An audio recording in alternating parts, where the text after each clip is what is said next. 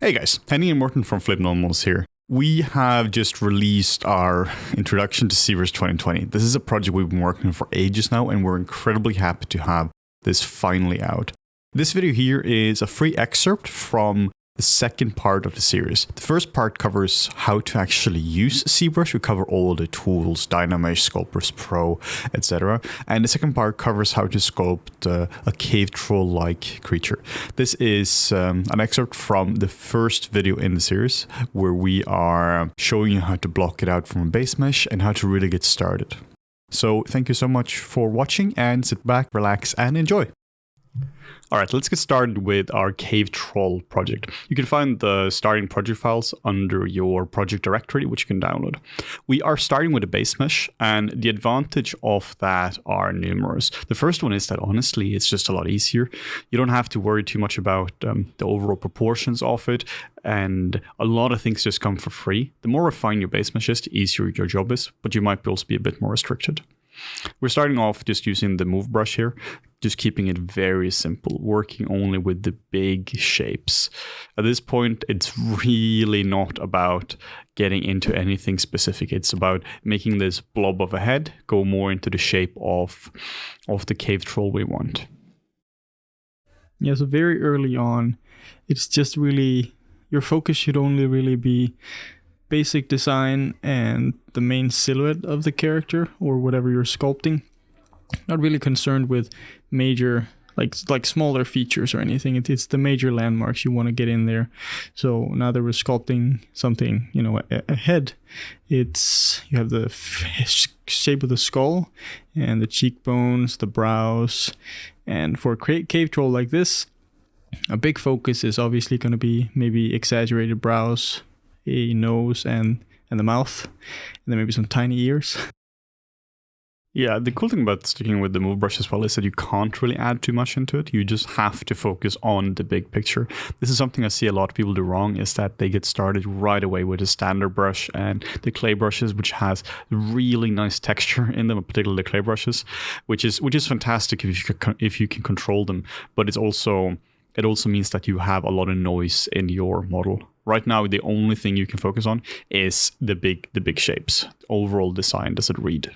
Yeah, it's interesting that we call it sculpting, because for the majority of anything I do when I sculpt is actually done with the move brush. Like most of the time, I just tweak proportions. You can very quickly get up to a level where you start to recognize the character, and the design actually won't change that much, but you spend hours just trying to tweak shapes, and that's all done with the move brush. We're also just sticking to the basic polygons for now. Like, we aren't using Dynamesh yet, and this is just so we're keeping it nice and low poly. No reason to involve the Dynamesh at this point. If your character can read at this stage, then you're in for a good time in ZBrush. If it doesn't read before you start really getting into Dynamesh or sculpting, then you're in a bit of a trouble. It's really important that your character is reading as the character it's supposed to be. Like, does it read as a fairy or does it read as a cave troll at this stage here? It should have the same feeling. Like, it should look really scary and nasty at this point here. Yeah, my main philosophy when I'm working is basically to use as few tools for as long as possible, and that goes for resolution as well. Before we start jumping into Dynamesh, it's also about maximizing the base mesh that you have. And now we're just quickly jumping in Dynamesh. It's just because now we are at a stage where we have some of the main shapes in here. Like, we're not saying that you should stick to raw polygons from throughout the entire thing. There is a time and place for everything. And now we're just getting in with the clay build-up brushes, or the clay build-up brush. This is the brush I'm spending most of my time with on sculpting, and I'm just carving in the main features. Here we're just talking about making the general shapes really nice and clean, like getting in the eye sockets, really getting in where the mouth is going to be. One thing you have to think about is the mouth going to be open or closed? That's going to drastically change what the character looks like. And just getting in some bony landmarks. Like, you need to have a certain knowledge of anatomy, but that's also why we chose a character like this, because there's so much cool stuff you can do just with proportion. It's going to read as a cave troll right away. There's a lot of fat and skin on top of it as well. Yeah, and the fun part about sculpting something like a cave troll or a creature compared to if let's say you're sculpting a realistic or stylized human face, is that oftentimes you get to play around with the sculpt a lot. You can exaggerate the proportions. You don't have to be as exact. Not to say that it's not hard to sculpt these kinds of creatures. It's just, I feel like there's more room to let your imagination run wild and, give it a really thick brow that would look silly if it was put on a human. But because it's a cave troll and because it's something more fantasy-like, we get to explore it a little more. Yeah, if you're doing a very specific person, like you're doing yourself or your mom or whoever it might be, you can't just make the brow 200% bigger. Then your mom looks like a cave troll. But because we're doing something like this, if the brow is 4 or 10 centimeters higher or lower, it doesn't really matter that much. You can just play with the design so much.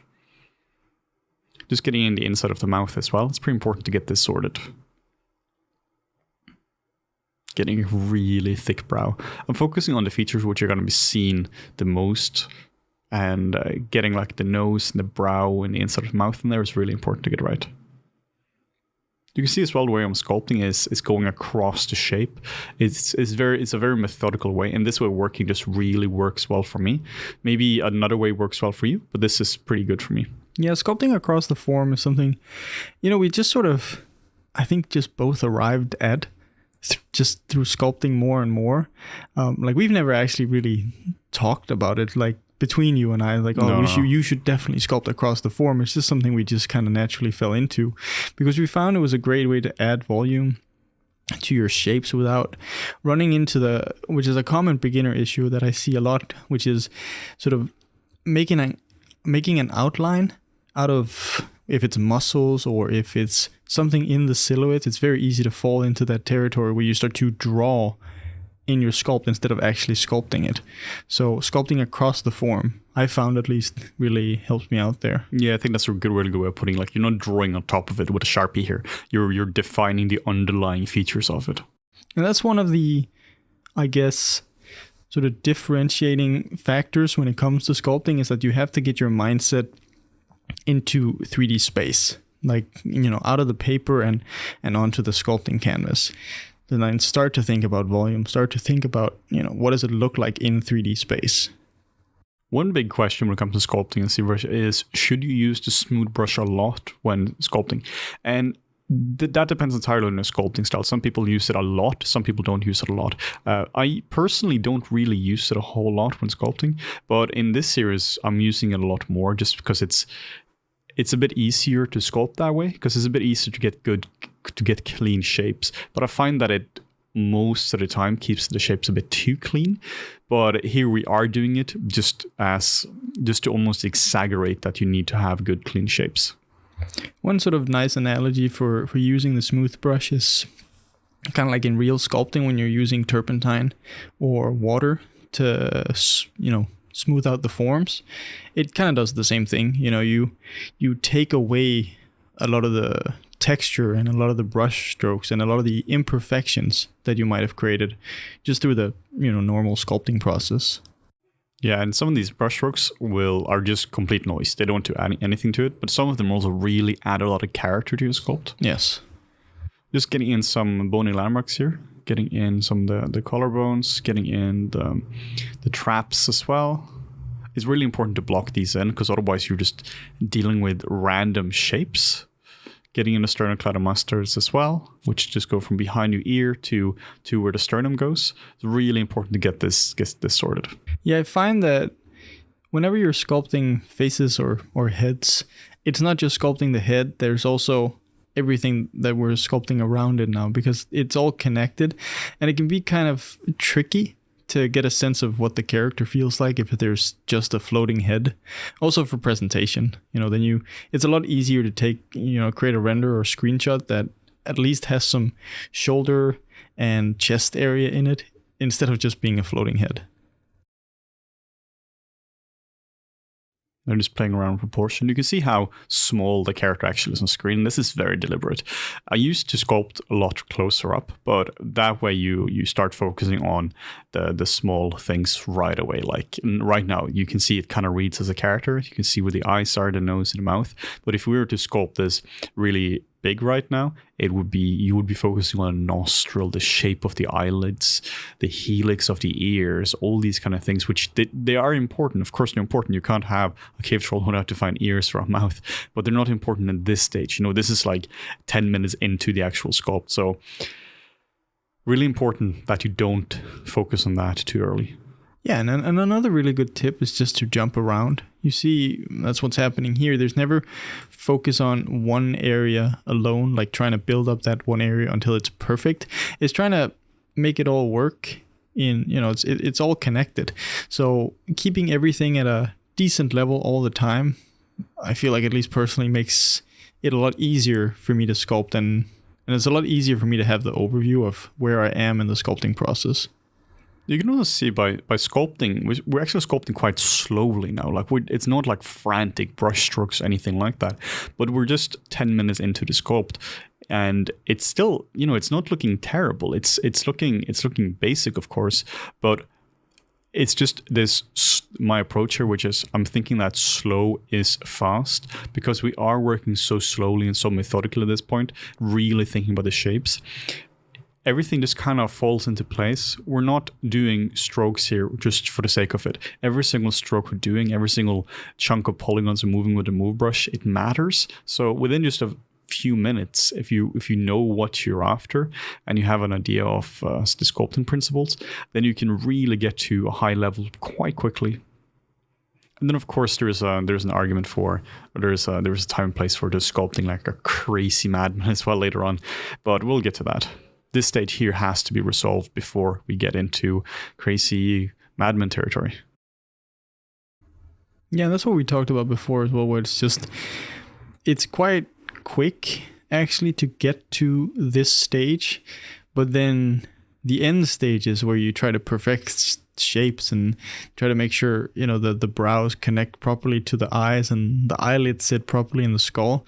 Like, it's those small details that you'll end up spending hours on. But if this basic shape isn't there from the beginning, you're going to struggle throughout your entire sculpt, try to correct it, try to compensate, just because you didn't build a proper foundation. And the foundation we're building now is we're getting in the bony landmarks, we're getting in the cheekbones, and basically getting in the skull of it. What I often do as well is, particularly if I'm struggling with the sculpt, something isn't working, I'll just download a 3D model of a skull. You can find like a million of them online. Just search for free skull 3D model and just put it in there. It doesn't have to be a refined one. It's just a sanity check to see if your proportions are in approximately the right place. I do this for all sorts of characters. Even if I were to do a cave troll like this, I would still put in a regular human skull and then just move the skull around. Yeah, not to mention always having reference at nearby. Like, usually I'll throw up some references on my second monitor, or use PureRef to just have an overlay of references on top.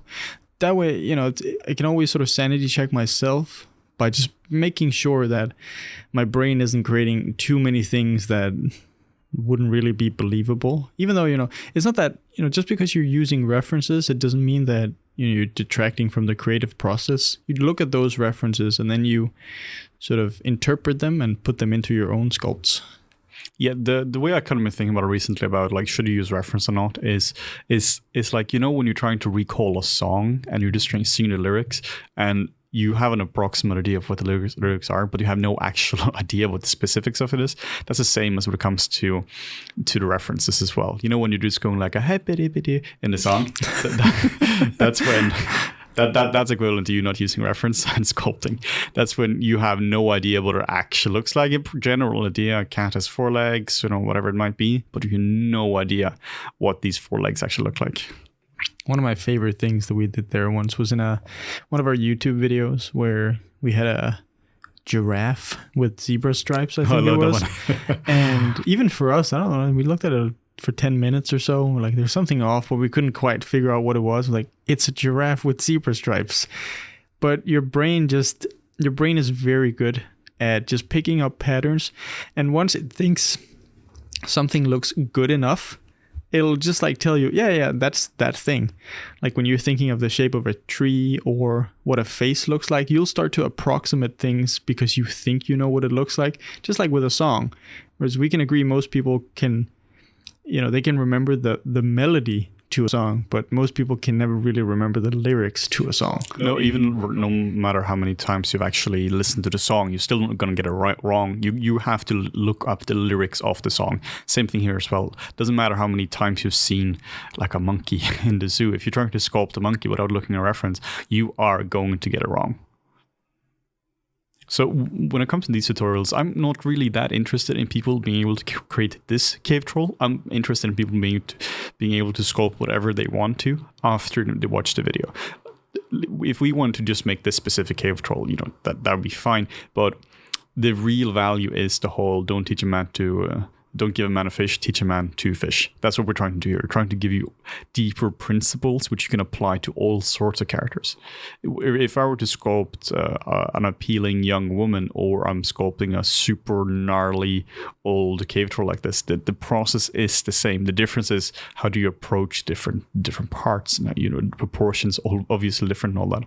Yeah, and once you have the basic tools down, it's just more about how to use the different tools. And now we're adding eyeballs. It's very important to get these early on. It's very easy to add eyeballs in the subtool palette. You just hit append, select a polysphere, and then just hit append.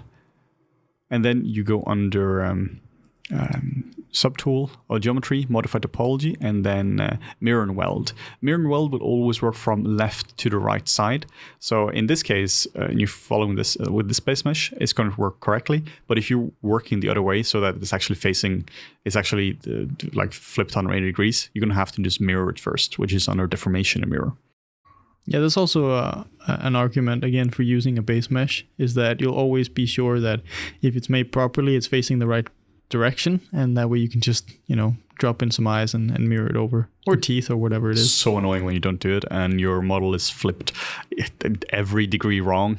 I feel like if you start from a sphere in ZBrush, most of the time when you get it into another software, it's like upside down and facing the wrong way around. And it's like 2 kilometers big.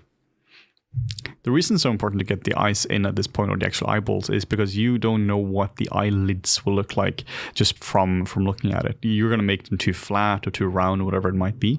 But in the real world, the eyelids will wrap around the eyeball. And this is kind of what we mean when it comes to sculpting from the inside out. If you're sculpting from the inside out, that means that you're starting with the inside, which is the eyeballs, and then you're just putting everything around it. It is kind of what we're doing as well when it comes to adding the cheekbones as well. We just aren't explicitly adding the cheekbones. We're just kind of visualizing adding the cheekbones, but then you're just sculpting around the cheekbones. Just keeping it very simple now with the damp standard and the standard brush, just to really get some definition in them.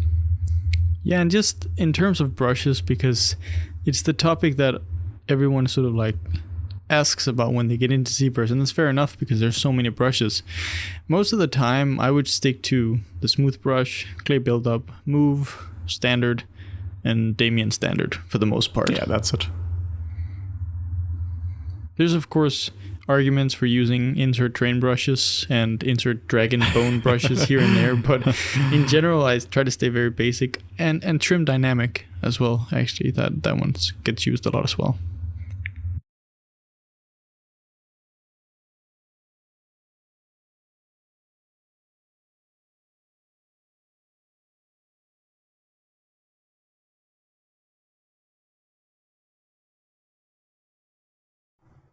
Now we're going to be adding gums as well. Same process as before. We are appending a sphere, and then we can just start sculpting on the sphere. A lot of people seem to forget that gums are a thing, and they just kind of put the teeth in. You just put teeth in, and they're either just floating or they're just placed somewhere in the jaw. That's again another good reason to use a 3D skull or any kind of skull reference, is just to figure out what is the jaw area and the inside of the mouth actually look like, because oftentimes people will make the mistake of not applying and not actually making this curve. Like they won't actually give the curvature to the teeth. So you have this flat looking set of teeth that just sit on the front, and it looks quite odd because you're missing the perspective and sort of the parallaxing that the teeth create. Yeah, I really recommend just looking at a skull. Just if you have a skull in like a mold or whatever you have in real life, just look at that. If not, just Google it or find a scan of it, because then you can actually see how volumetric the teeth are. Most people just have a skull lying around casually.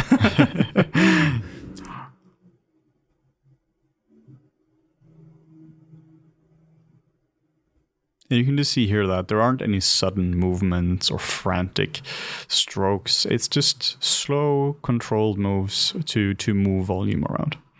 The way I think about it is, if you're doing a stroke and you don't know why you're doing a stroke, you shouldn't have done it. If you're just like cross-hatching like crazy and just going mad because you saw some guys speed sculpting on YouTube and you want to replicate that, you just need to take a step back. Yeah, it's important to actually think about why you're doing the action that you're doing. Like just moving your pen fast doesn't mean that you'll get good at sculpting. It has to be deliberate. And of course, even if you're sculpting fast, the more you do it, the faster you're going to get. But there has to be a reason behind it.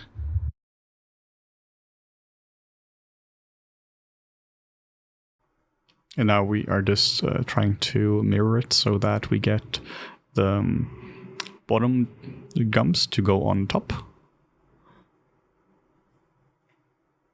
So that's just duplicating it and then going on a deformation and hitting mirror. And just set this to the y-axis. Then it just quickly mirrors like this, and then you can just move it using the gizmo, which we covered in the gizmo chapter. So now we have two nice gums. Again, keep in mind that there are gums on top and the bottom. And I find if you're doing something more creature-like, then you want to show more of the gums. If you're doing something which is supposed to be more appealing, you might want to hide the gums and make the teeth a bit softer. But if you're going like full-on creature, you can even like remove the lips altogether and just have gums. That's like an example if you're doing like a crocodile or something like that, where the teeth are just kind of stuck to the face. Yeah, for a brute character like this, having more visible gums and smaller teeth combined with the very large brow area, that kind of gives it that less intelligent creature vibe, which is probably what you want for a cave troll. Not known to be the most intelligent of creatures in the fantasy world. No, he's more smash, less read. Making a tooth now, same approach as before. You can see here that the approach for sculpting is really quite simple once you get used to it. There isn't a magical sculpting solution here. It's just keep it simple, use few tools, start with a sphere, start with a basic base mesh, and then you just go from there. It's just starting with making one tooth, and then we can just duplicate this around. Yeah, you want to cheat as much as possible. Well, I say cheat, it's just optimizing really. Because everything in CT is cheating. Yeah, you're sculpting on a PC. Yeah, you just want to be smart about it. There's no reason to make 40 teeth individually when you can just sculpt one up and then duplicate it around. Then you can always add individual variation to it afterwards. Yeah, or if you are super smart, then you just go and buy a set of teeth, a pre-made set of teeth, and then you just use that. This is what you do in production. You would never model each tooth by itself. That would be insane. Or if you're doing concept art or something like that, where it's not about learning anything, it's about getting the job done quickly, then you really want to have a pre-made set of teeth, eyes, base meshes, whatever it might be. That's going to save you a lot of time. But if you've never sculpted teeth before, then that's illegal. Yes. It's actually not allowed. You have to sculpt teeth first a little bit, suffer, and then you're like, okay, now you can buy a teeth. Yeah, exactly. You have to serve your time. It's like you have to get that approximate knowledge of a lot of things in sculpture. Especially, for creatures, there's a lot of anatomy and a lot of different parts that make up any creature. And having the knowledge to do it is something that you need, because that allows you to better modify whatever you then buy. If you buy a pre-made base mesh or teeth or ears or whatever it is. Yeah, you can almost kind of tell when they're just really good at modifying base meshes, whatever it is, because the anatomy is never right. It might look okay in the end because it's covered by a lot of smoke and flares and whatever it might be. But you can always tell when the fundamentals aren't that solid. You can just hold Control and drag to duplicate a tooth, which is really handy. Or not, it's not duplicating tooth, it's duplicating anything. It just happened to be a tooth. Specifically for teeth. Yeah, it's not a teeth duplication system we have here. Though that couldn't exist in ZBrush. Yeah, I wouldn't be surprised if that's a new feature in 2022. You can also use the move brush or the move topological brush, which is fantastic. It just means that instead of it affecting the general area, it's going to affect only the specific model. So you can do individual changes to the teeth now without worrying about it's going to affect the other teeth. As long as it's not connected by topology, if you were to Dynamesh these so that they actually connect now, then you would sculpt across them all. Because they're technically individual pieces of geometry within the same subtool, it's a really powerful brush. And then we can just do a mirror as well.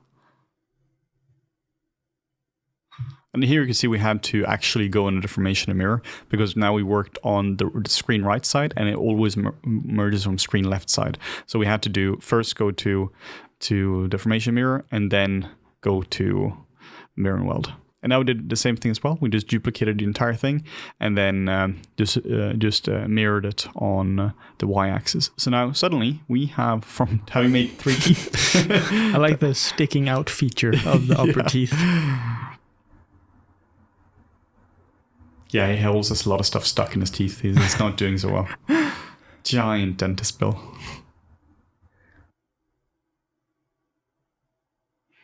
Yeah, really don't underestimate the teeth. If you have a portrait with a person with great teeth and then you have the same person with terrible teeth or Photoshop bad teeth, it's just going to look like a whole different person.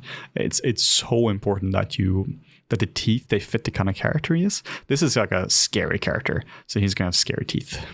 You can't give this guy Brad Pitt teeth or the opposite. Oh, maybe that would actually be more horrifying. Yeah. A cave troll with perfect teeth. Yeah.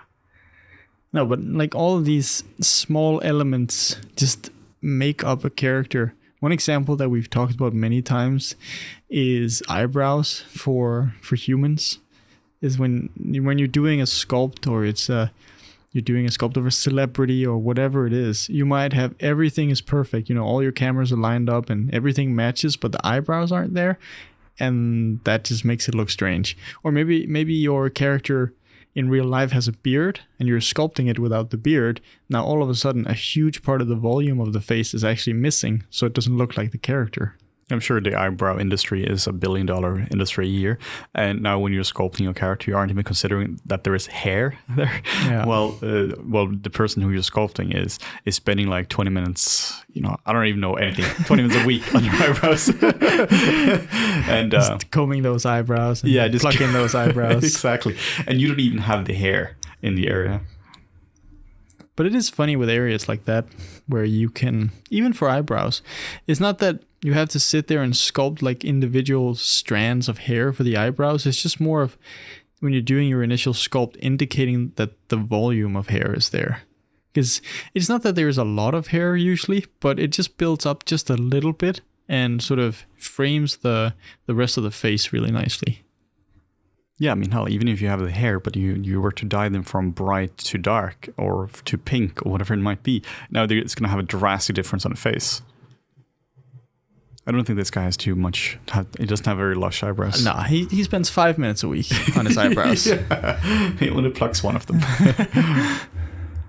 You can see here as well when I was sculpting the inside of the mouth here, or the lips, that I'm treating the lips as a full volumetric feature. Like I remove the gums, I just solo the model so that you can see it from the inside of the mouth as well. It's not like a drawn line you put on top of your sculpt. It has real volume. And now just using the smooth brush a little bit, just holding on the shift key and just simplifying the shapes. I'm not smoothing to because I'm smoothing to just simplify, just to make it stronger. I'm not just smoothing because I'm not sure what I want. I'm smoothing specifically to make the model stronger. Simplify to make your model stronger. And now the eyebrows. Fantastic eyebrows.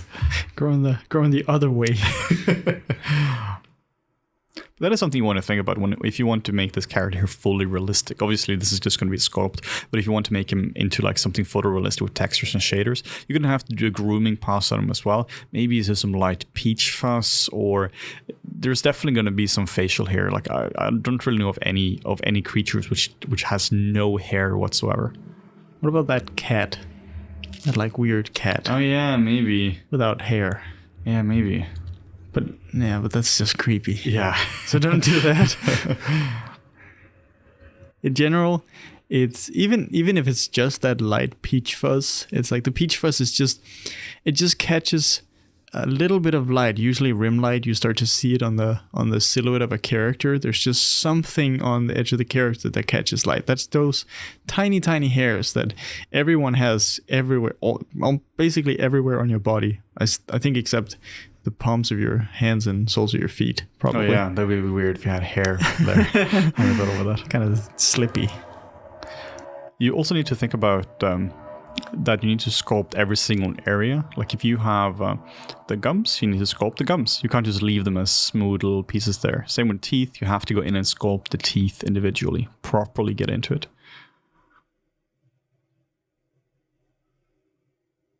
And just look at it from all different angles as well. That's why the angles in this video is all messed up. It's not centered or anything like that. It's just because I'm genuinely just trying to look at it from different angles and really not trying to make it too big. And for creatures, most of the time, like the angles, I mean, you just look at it from everywhere. But I find that, especially for sculpting people, looking at it from below and from the back, sort of like 3/4 from the back, those views often get overlooked because, you're focused on sculpting your character from profile or straight on. But those views are excellent for checking the silhouette and checking the form. So just keep that in mind that, you can check it from a lot of different angles that isn't just profile and straight on. And when I'm also sculpting for more production or for personal pieces and not for tutorials, I'm constantly rotating. Now I'm trying to find an angle and just sculpting a bit from that angle, because otherwise the tutorial is literally unwatchable. We've done that before where you have to spend like 2 days just fixing it. But this is simplifying the approach a little bit, but it is a good idea to kind of exhaust every angle for as much as you can. Yeah, I'm definitely a lot more frantic with my view selection when I'm sculpting just for myself. You can just alt-click to go between different subtools here. So now you can just see hitting alt and clicking on the mouth and the gums and the eyes, and just you don't even have to go into the subtool palette for that at all.